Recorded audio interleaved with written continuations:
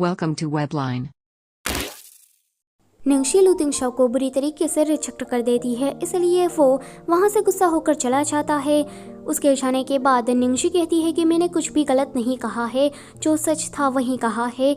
जब निंगशी बाहर आती है तो वहाँ पर जियांग मुए खड़ा था।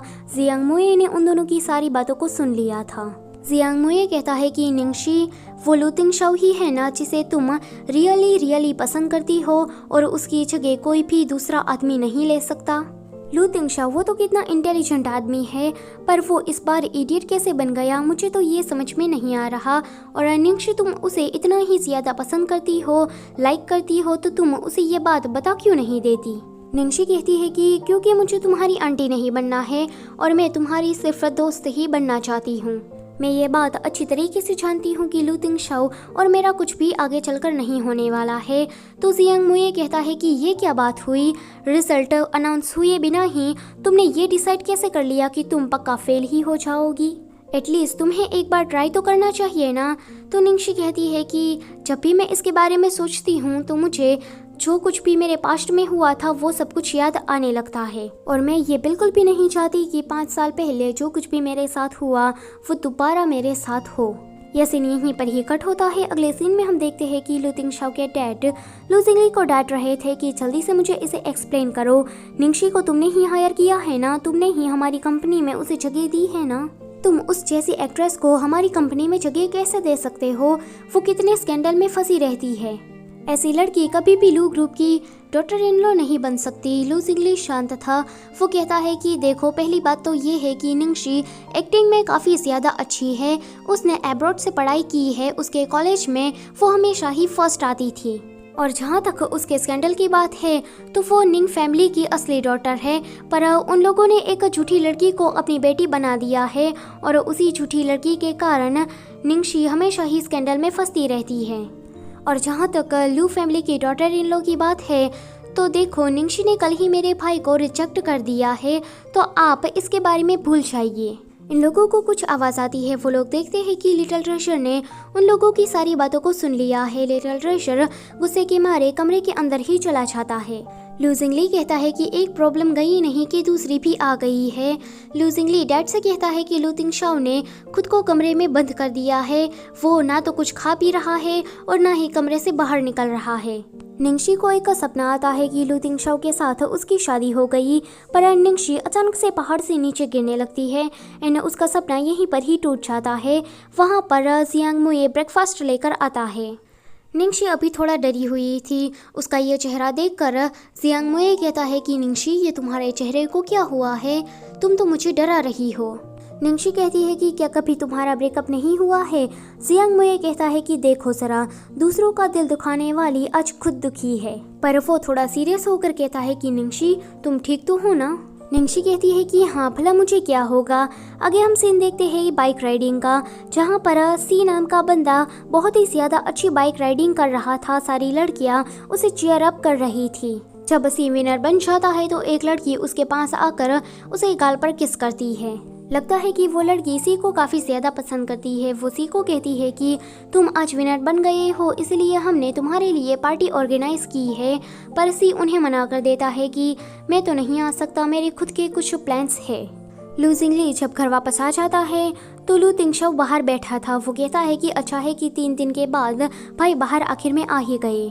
लू तिंगशाओ कंटिन्यूसली सिगरेट पिए जा रहा था, तो ये देखकर लू जिंगली खिड़की वगैरह खोल देता है। फिर लू जिंगली टेबल पर रखे पेपर्स को देखता है तो वो कहता है कि क्या मेरे भाई जियांग फैमिली के साथ फिर से तो कुछ नहीं करने वाले हैं ना।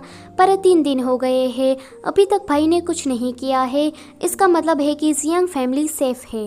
लू जिंगली कहता है कि लिटिल ट्रेजर बीमार पड़ गया है, तो क्या आप उसे देखने के लिए नहीं आने वाले। यह सुनकर लू तिंगशाओ जल्दी से अपने घर जाता है। लू तिंगशाओ के डैड उसे देखकर डांटने लगते हैं कि तुम्हें अपने बेटी की परवाह है भी कि नहीं, एक लड़की के पीछे तुम देवदास बने फिर रहे हो। लू तिंगशाओ कुछ भी बोल नहीं रहा था, वो बस डांट सुने जा रहा था। तो लू जिंगली बीच में टपकता है।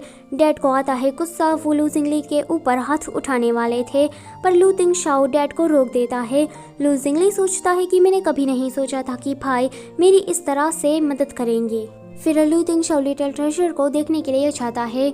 लिटिल ट्रेजर चुपचाप था, मायूस था। तो वो कहता है कि देखो, सबकी अपनी अपनी जिंदगी होती है, सबको अपने हिसाब से जीना चाहिए, तुम निंगशी से इतने ज़्यादा अटैच नहीं हो सकते। लू जिंगली आता है एंड लिटिल ट्रेजर से कहता है कि देखो, तुम्हारे अंकल तुम्हारे लिए गाना गाते हैं। लू जिंगली गाना गाना स्टार्ट कर देता है। वो इतना बुरा गाता है कि लिटिल ट्रेजर बस रोने ही लगता है। माँ आती है एंड लू जिंगली को मारते हुए कहती है कि गधे कहीं के, तूने बच्चे को रुला दिया। ये सीन यहीं पर ही कट होता है। आगे हम देखते हैं कि जुलव कंपनी में थी एंड अब तो उसे कोई ज़्यादा भाव देता ही नहीं था। वो सीसाव के पास जाती है फ्रेश फिश लेकर, पर सीसाव उसे मना कर देता है कि मुझे नहीं खाना है।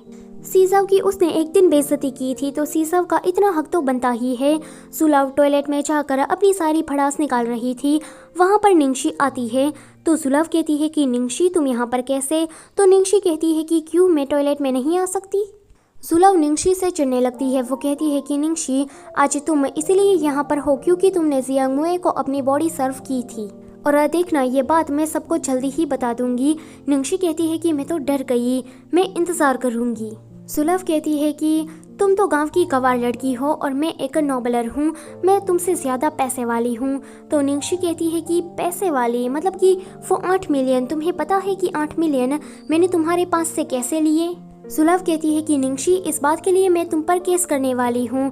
तो निंगशी कहती है कि कर दो केस, मैं तुम्हारा इंतज़ार कोर्ट में करती हूँ।